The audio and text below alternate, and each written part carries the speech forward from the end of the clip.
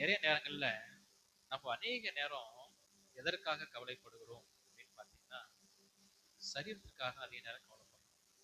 எதற்காக? சரீரத்திற்காக. நம்ம ஆவிக்காக இப்ப கவலைப்பட்டு இருக்கிறோமா?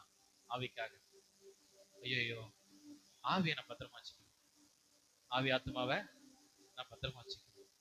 அது ஆண்டவரை எப்பவுமே துக்கப்படுத்தக்கூடாது. எப்பயாவது நினைச்சிருக்கிறோமா?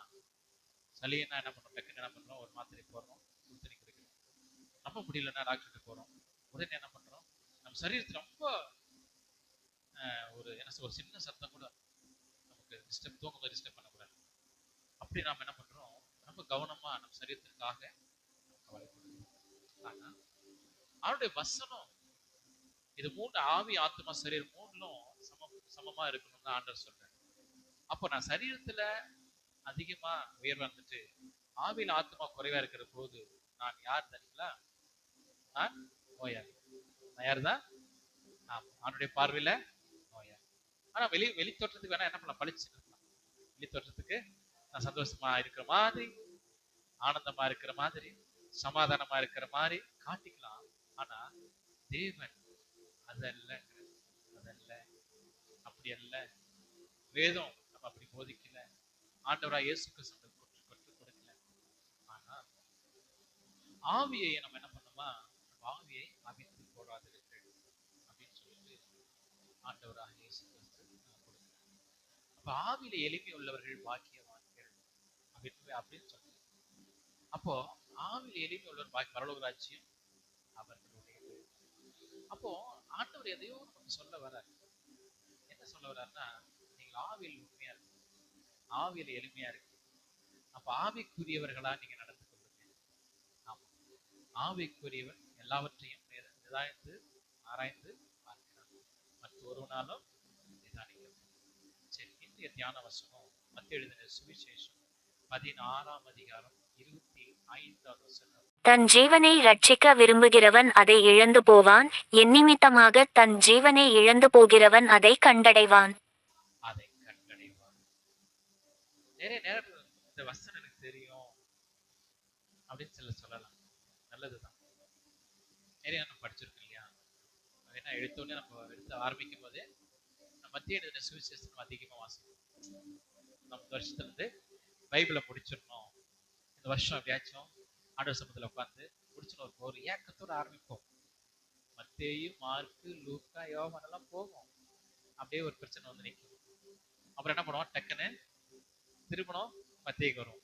எங்க ஒட்டுமா திரும்பணும் அப்படின்னா எதுக்கு நான் சொல்லுவாருன்னா, மத்திய எழுதின சுவிசேஷம் சத்திய வசனம் என்னன்னா ஆண்டவர் ஆவியானவரோட எழுதப்பட்டது.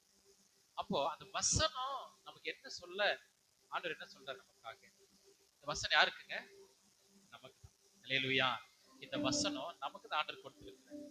என்னன்னா, தன் ஜீவனை ரட்சிக்க விரும்புகிறவன் அதை இழந்து போவான், என் நிமித்தமாக தன் ஜீவனை இழந்து போகிறவன் கண்டடைவான்.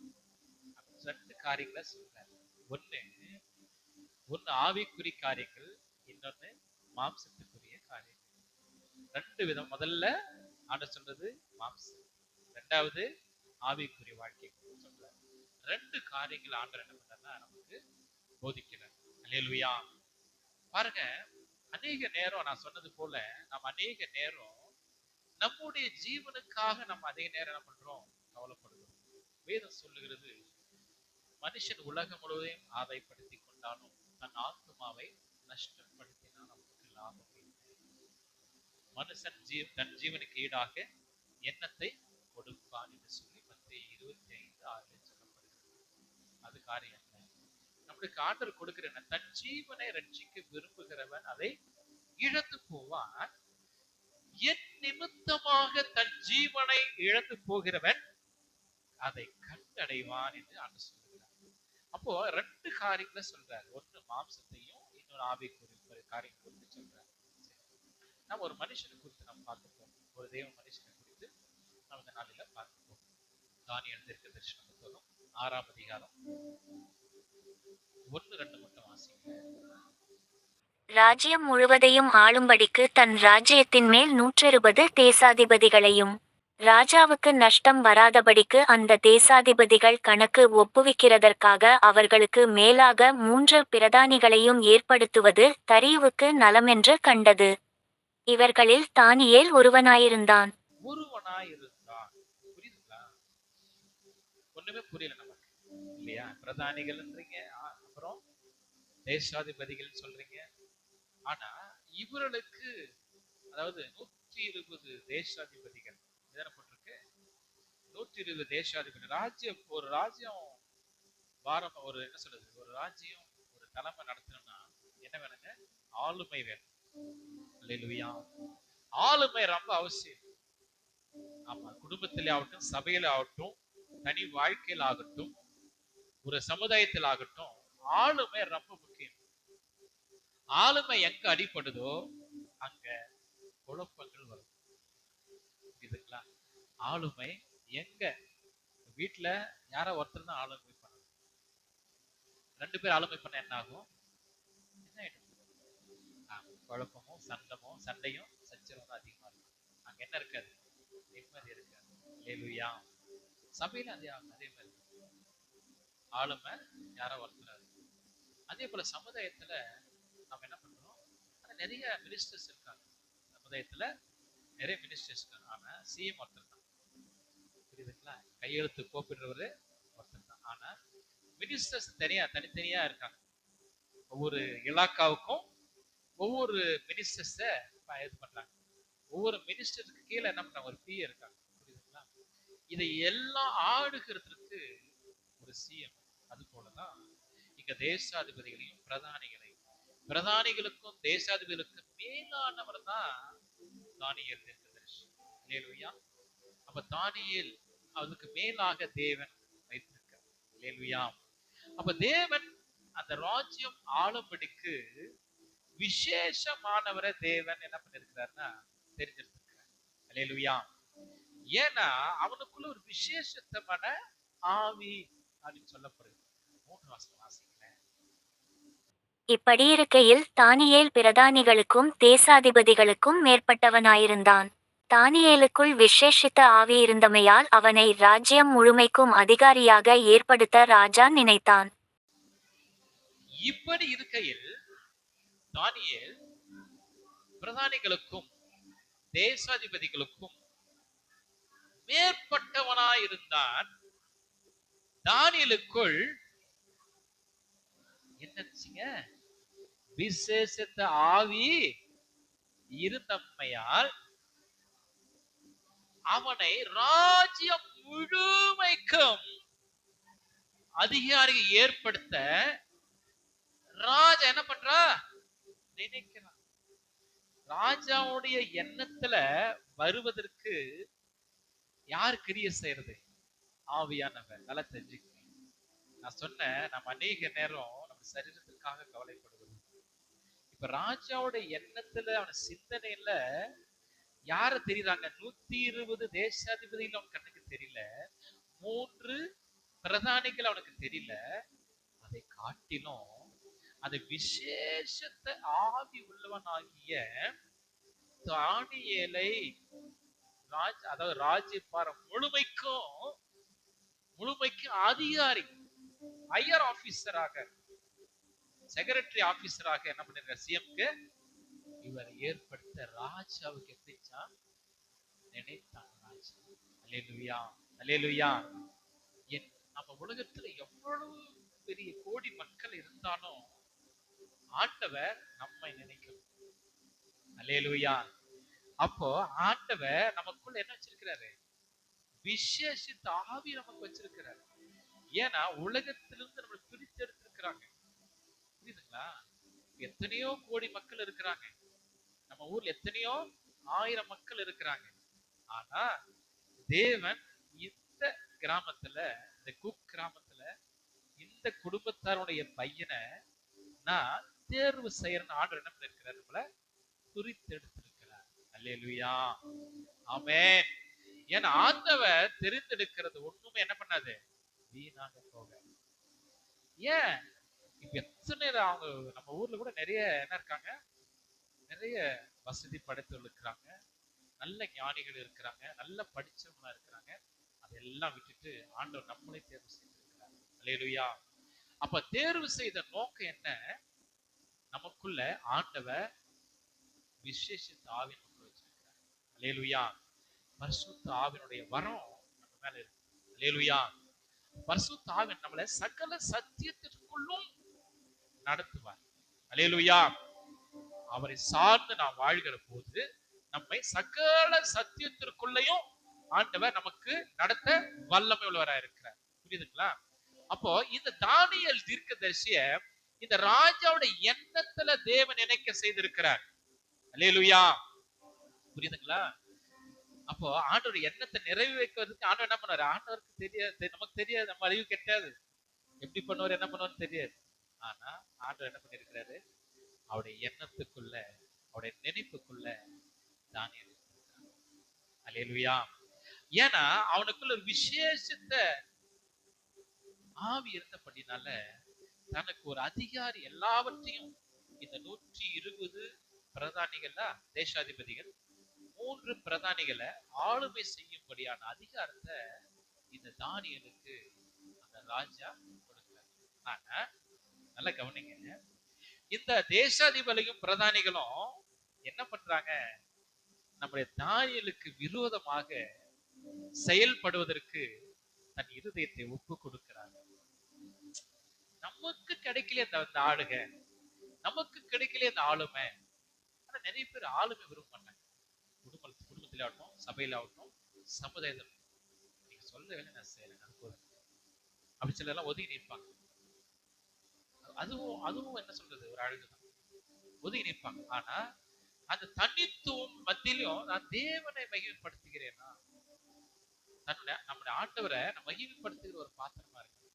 இந்த தேசாதிபதிக்கும் பிரதானிக்கு மேலானவருக்கு வைத்தபடினால இவர்களுக்கு எல்லாம் என்ன வந்துச்சுங்க? என்ன அவங்களுக்கு உள்ள என்ன மாம்சம் அவங்களுக்குள்ள வந்துச்சு.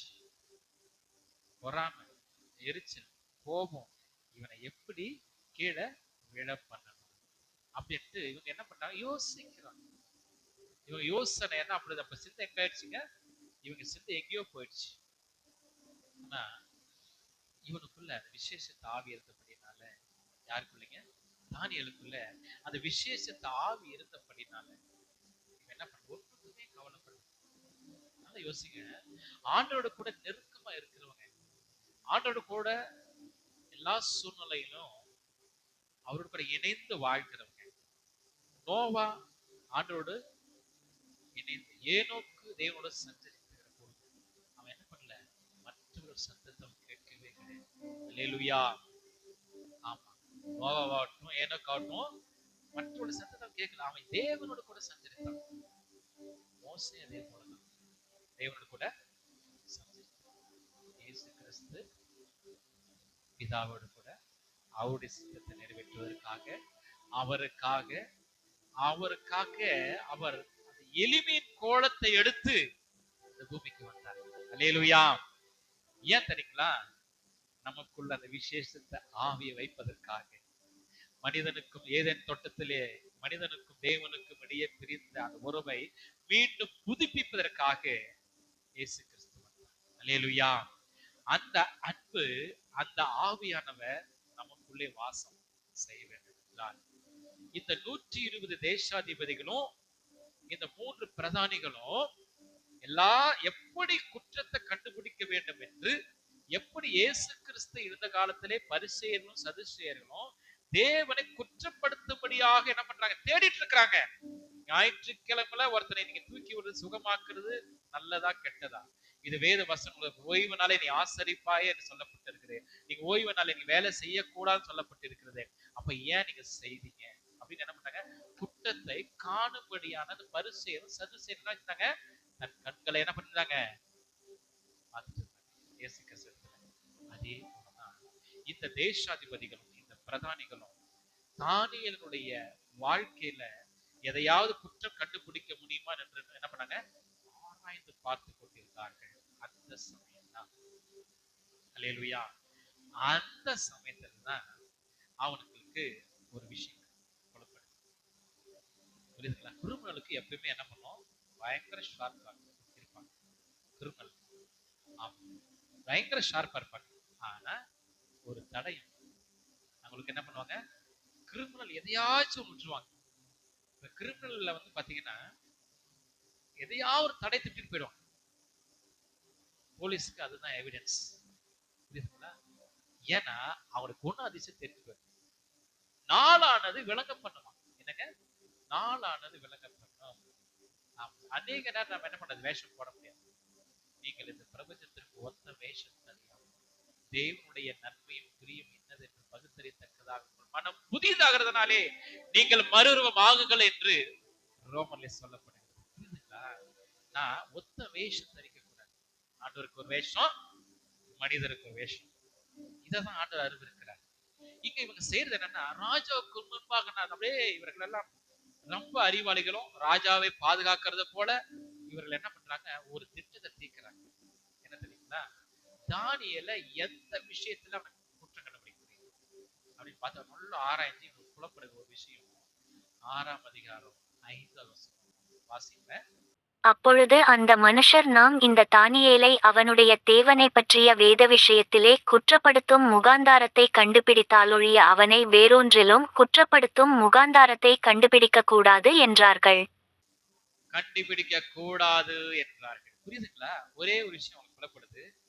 அவங்க என்னங்க, பைபிள் வேத விஷயத்துல கடவுள் விஷயத்துல பிடிச்சிடலாம் அப்படின்னு சொல்லி நம்ம ஒரு திட்டத்தை வைக்கிறாங்க. அந்த திட்டத்தை என்னோட என்ன பண்றாங்க, அத போய் ராஜா கிட்ட இவங்க ராஜாவுக்கு எதுவும் நல்லது பண்றது போலவும் ராஜாவை தூக்கி மேல வைக்கிறது போலவும் என்ன பண்றாங்க, இவங்க ஒரு திட்டம் பண்றாங்க. பாருங்க, சில நேரங்கள்ல அநேக நேரங்களில நமக்கு ஆலோசனை கொடுப்பாங்க. நம்ம கூடவே தான் இருப்பாங்க, சொந்த பந்த உறவினர்கள் என்ன இருப்பாங்க. ஆனா நமக்கு நல்லது பண்ற மாதிரியே செய்ய நினைச்சிட்டு இருப்பாங்க. ஆனா ஆனா நமக்கு நல்ல சேர்ந்து ஒருத்தர் நல்ல தெரிஞ்சு கர்த்தராகிய இயேசு கிறிஸ்து. அவர் மாத்திரம்தான் நம்ம வாழ்க்கையில நன்மைகளை செய்வது. ஆனா ஆண்டவருடைய நமக்கு எதுவும் நல்லது பண்ற மாதிரி நினைச்சிட்டு இருப்பாங்க. ஆனா ஆண்டவர் அவருடைய எண்ணங்களையும் அவருடைய சிந்தனைகளையும் நாளானது நமக்கு விளக்க செய்யும். அதை தெரிஞ்சுங்க. எப்படி இந்த ராஜாவுக்கு இந்த வேத விஷயத்துல தானியேலை எப்படியாச்சும் விளப்பணும் என்று தேசாபதி பிரதானிகளும் முயற்சி செய்து கொண்டிருக்கிறார்களோ, அந்த முயற்சியை ஒரு என்ன பண்றாங்க, ஒரு ஜியோ பாஸ் பண்றாங்க. கவர்மெண்ட் ஆர்டர் உத்தர மோதிரம் என்ன பண்ணும், ராஜா இடத்துல வாங்கினாதான் அந்த அந்த இதை பாஸ் பண்ண முடியும். சீல் வச்சுடா, ஏன்னா சிஎம் சீல் இருந்தா மட்டும்தான் அந்த ஜியோ பாஸ் ஆகும். அதுக்காக என்ன பண்றாங்கன்னா, ராஜா கிட்ட போயிட்டு வாசிப்போம். 7ஆம் வசனம் வாசிங்களேன். எவனாகிலும் 30 நாள் வரையில் ராஜாவாகிய உம்மை தவிர எந்த தேவனையானாலும் மனுஷனையானாலும் நோக்கி யாதொரு காரியத்தை குறித்து விண்ணப்பம் பண்ணினால் அவன் சிங்கங்களின் கெபியிலே போடப்பட ராஜா கட்டளை பிறப்பித்து உறுதியான தாக்கீது செய்ய வேண்டுமென்று ராஜ்யத்தினுடைய எல்லா பிரதானிகளும் தேசாதிபதிகளும் பிரபுக்களும் மந்திரிமார்களும் தலைவர்களும் ஆலோசனை பண்ணி கொண்டிருக்கிறார்கள். மந்திரிமார்களும் தலைவர்களும் ஆலோசனை பண்ணி கொண்டிருக்கிறார்கள். புரியுதுங்களா? அவங்க யார ஆலோசனை பண்றாங்க? தலைவர்கள், பிரதானிகள், தேசாதிபதிகள், இவங்க எல்லாம் எல்லாம் ஆலோசனை பண்றாங்க. என்ன ஆலோசனைங்க? இவங்க என்ன ஆலோசனை பண்றாங்க?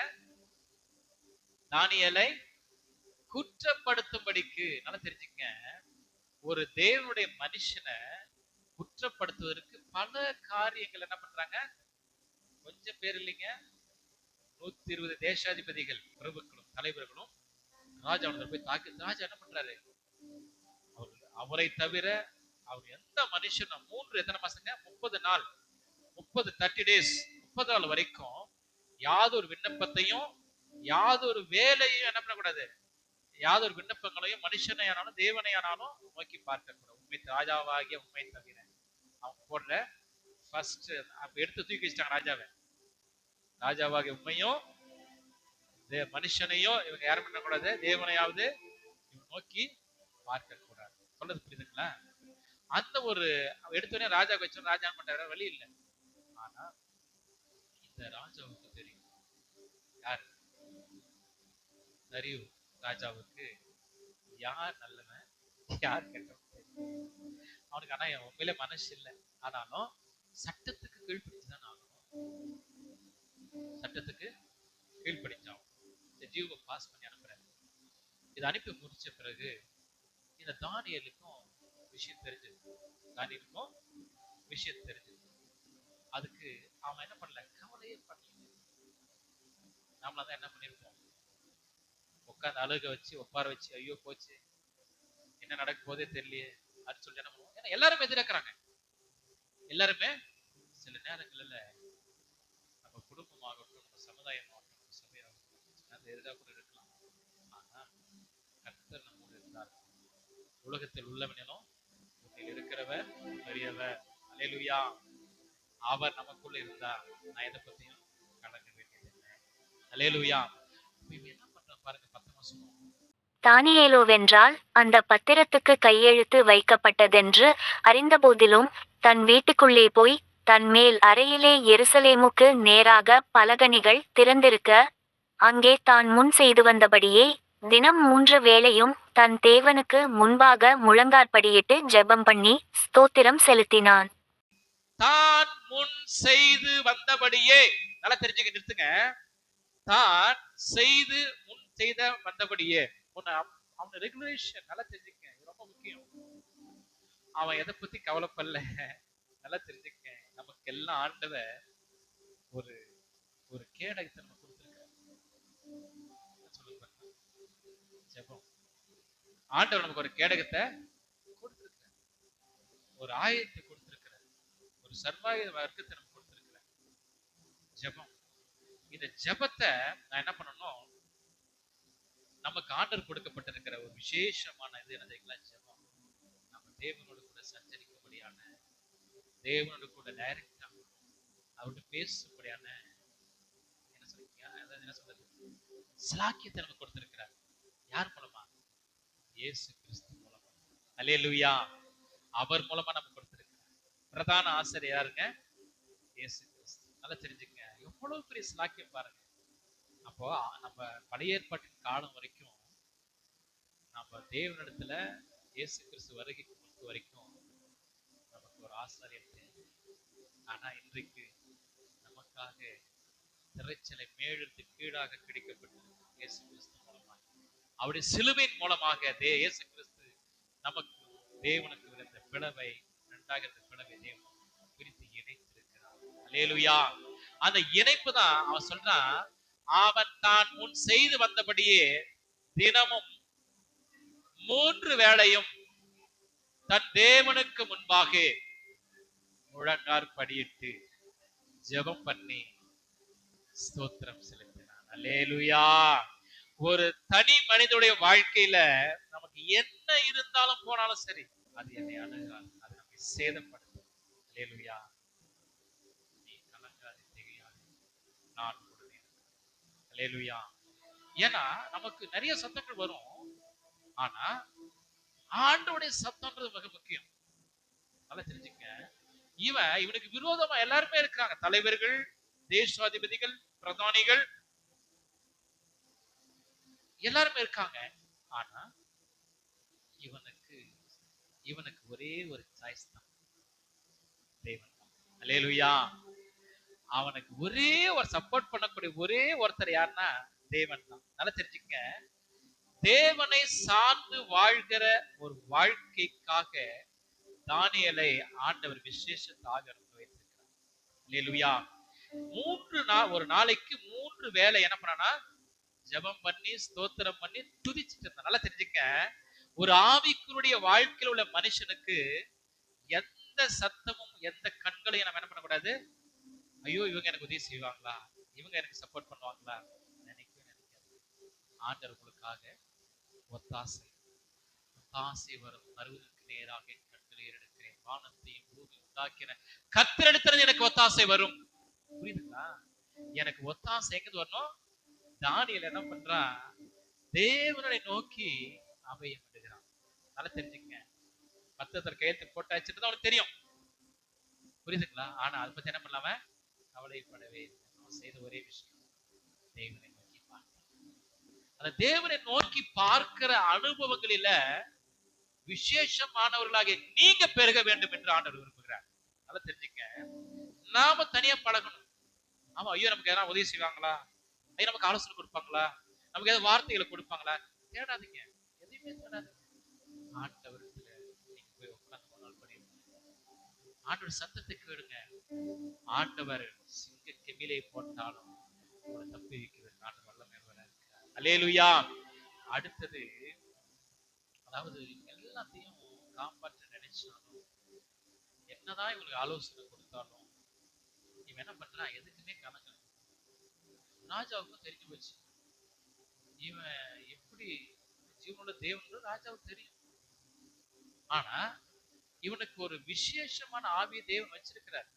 ஆனா இவனுக்கும் தேவனுக்கும் உள்ள அந்த உறவு இருக்கு பாத்தீங்களா, அந்த ரிலேஷன்ஷிப், தானியேலுக்கும் ஆண்டவராகிய தேவனுக்கும் இடையே அந்த அந்த உறவு முறைய இவன் என்ன பண்ணல, கொஞ்சம் கூட, நல்லா தெரிஞ்சுங்க, கொஞ்சம் கூட தன் உயிரை, தன் ஜீவனை ரட்சிக்க விரும்புகிறவன் இழந்து போவான், என் நிமித்தமாக தன் ஜீவனை இழந்து போகிறவன் அதை திரும்ப கண்டடைவான் என்று இயேசு சொன்னார். புரியுதுங்களா? அப்ப அவன் தன் ஜீவனை குறித்து அவன் கவலைப்படவே, ஐயோ என் உயிர் போயிடுமே, ஐயோ நான் விட்டுட்டு என்ன பண்ணிடுறேன், அவங்க சொல்ற மாதிரி கேட்கிறேன், அதெல்லாம் எதுவுமே சொல்ல அவன் என்ன பண்ணல. ஒருவேளை நான் ஜெபம் பண்ண தெரிஞ்சு போச்சுன்னா நம்ம அதை யோசிக்கவே கிடையாது. யாருங்க? தானியேல் தீர்க்கதரிசி. அல்லேலூயா. எதை பத்தி அவன் கலங்கவே கலங்கல. 14வது வசனம் வாசிங்க.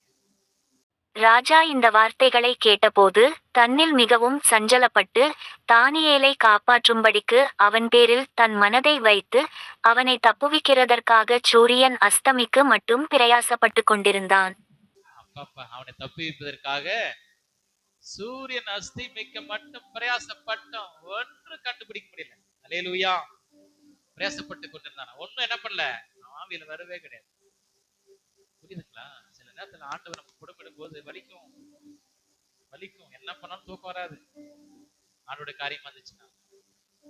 ஆனா இந்த ராஜா என்ன பண்றான், தானியேலை காப்பாற்றும்படிக்கு நைட் எல்லாம் பாக்குறான், எப்படியாவது வழி கிடைக்குமா.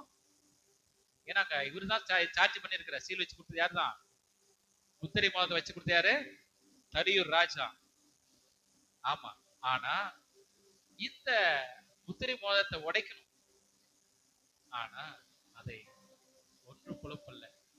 சூரியன் முளைச்சிச்சு. எப்படி இருக்கும் ராஜாவுக்கு? சந்தோஷமா இருப்பார் நினைக்கிறீங்களா? பயங்கரமான கவலை. ஏன்னா தேவன் அறியாத மனுஷன். நல்லா தெரிஞ்சுங்க. இதே போல இப்ப எப்படி காப்பாற்ற வேண்டும் என்று இந்த ராஜா துடிக்கிறாரோ, அதே போல புதிய ஏற்பாட்டுல இயேசு கிறிஸ்து மரணம் அடைவது விரும்பல. ஒருத்தர் யார் சொல்லுங்க பார்க்கலாம்? பேதுரு. அழகு. பேதுரு என்ன பண்றாரு? ஆமா, எடுத்துக்கங்க. மத்திய எழுதின சுவிசேஷம் 26ஆம் அதிகாரம் 21ல இருந்து 24 வரைக்கும் வாசிக்கிறேன். அவர்கள் போஜனம் பண்ணுகையில் அவர், உங்களில் ஒருவன் என்னை காட்டிக் கொடுப்பான் என்று மெய்யாகவே உங்களுக்குச் சொல்லுகிறேன் என்றார். அப்பொழுது அவர்கள் மிகவும் துக்கமடைந்து அவரை நோக்கி, ஆண்டவரே, நானோ நானோ என்று ஒவ்வொருவராய் கேட்கத் தொடங்கினார்கள். அவர் பிரதியுத்தரமாக, என்னோடே கூட தாளத்தில் கையிடுகிறவனே என்னை காட்டிக் கொடுப்பான். மனுஷகுமாரன் தம்மை குறித்து எழுதியிருக்கிறபடியே போகிறார். ஆகிலும் எந்த மனுஷனால் மனுஷகுமாரன் காட்டிக் கொடுக்கப்படுகிறாரோ அந்த மனுஷனுக்கு ஐயோ, அந்த மனுஷன் பிறவாதிருந்தானால் அவனுக்கு நலமாயிருக்கும் என்றார். ஆண்டுடைய கடைசி நேரம், அவர் இந்த பூமியில தன் வாழ்க்கையை முடிக்கிற ஒரு நேரம். அப்போ தன் சீசர்களை கூப்பிட்டு, அப்பா நான் எருசலேமுக்கு போய் என்ன பண்ண போறேன், மூப்பராலும் பிரதான ஆசிரியராலும் வேத பாரகராலும் பல பாடுகள் பட்டு கொலை விட்டு, ஆனா என்னை மறிச்ச பிறகு நான் 3ஆம் நாள் உயிரோடு எழுந்திருப்பேன்பா. இந்த நல்லா தெரிஞ்சுக்க, இந்த மாம்சத்துல 5 காரியத்தையும் தெரிந்த பேதுரு இந்த ஒரு காரியத்தை விசுவாசிக்கல. என்னதுங்க? அந்த உயிர் தேடுதல் அவன் நம்பல. கூடதான் இருக்கான். பேதுரு யாரு? இயேசு கிறிஸ்து கூட மரித்தோரை ஆண்டவர் உயிரோடு எழுப்பினதை கண்ணால கண்டவன். நல்லா தெரிஞ்சுக்க, தன் கண்ணார கண்ட ஒரு மனுஷனா. ஆனா இவனுக்கு 5 காரியங்கள் இவனுக்கு சாதகமா இருந்துச்சு.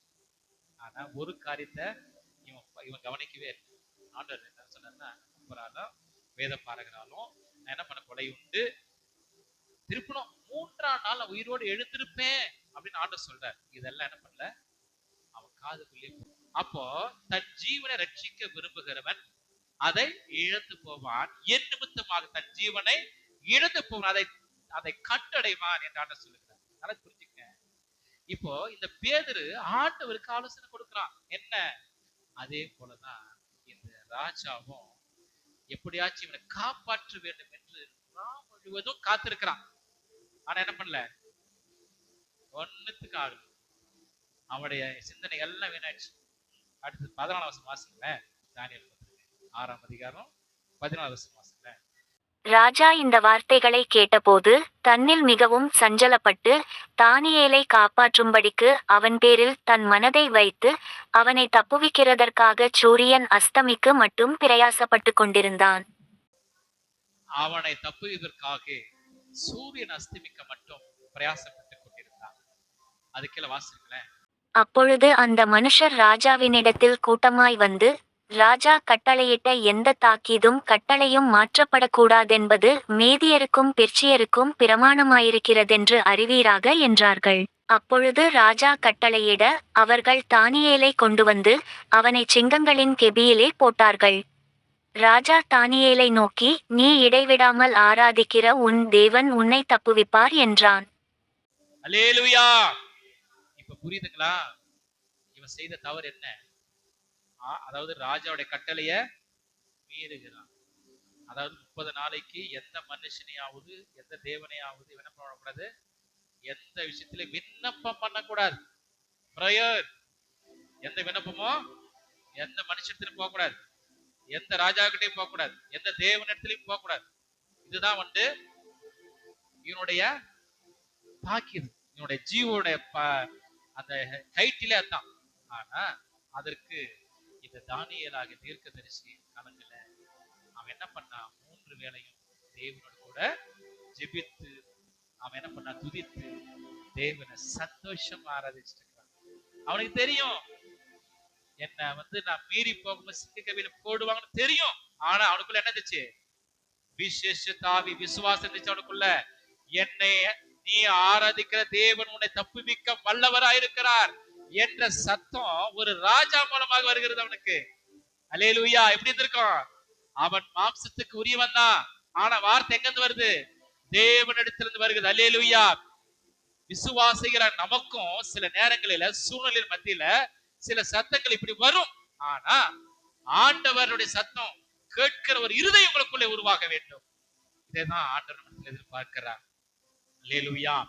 தன் ஜீவனை ரட்சிக்க விரும்புகிறவன் அதை இழந்து போவான், என் நிமித்தமாக அதை இழந்து போகிறவன் அதை திரும்ப கண்டடைவான். அல்லேலூயா, அல்லேலூயா.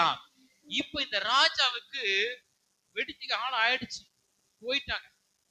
அப்போ 20 வசனம் வாசிப்போம்.